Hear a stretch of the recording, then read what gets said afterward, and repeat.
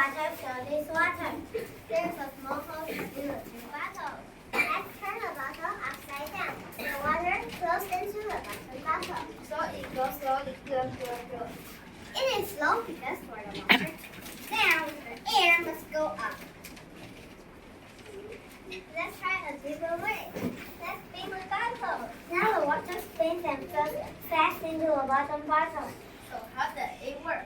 Spinning the bottle cuts the vortex in the water. A tornado is vortex in the air. The water spins around the air. This way is faster for the air to go up into the bottle. So it goes back for the water to flow down.